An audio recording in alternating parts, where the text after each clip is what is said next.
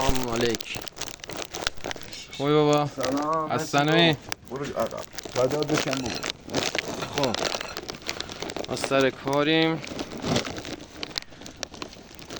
این کارمونه داریم میزنیم همراه بابا در شهرستان طالقان.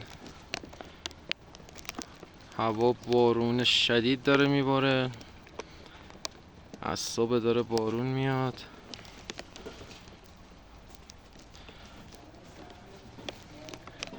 این کارمونه داریم میزنیم. خب پدر جان در چه حالی؟ خدا رو شکر. مرسی. خسته نباشی. عزیزی. تشکر. چاکرت. اینم کارمونه داریم کار مونیم. اینم بابا در حال آجر گذاشتن، سبک حرفه‌ای. اینم ز امیلی. امیلی اینه نی. آره پروین خانم، این امیلی.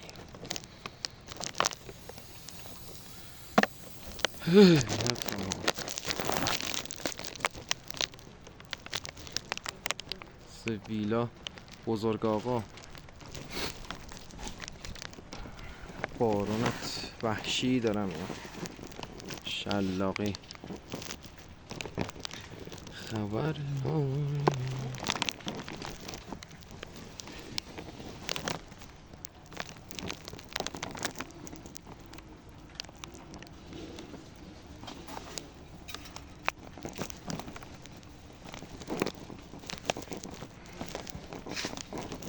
اینم از کار ما. بریم سراغ کارم. پیش شما نیست؟ نه عزیز. یه کاری ما آشاردار بست گرفتیم دیگه حقیقی آشاردار بست.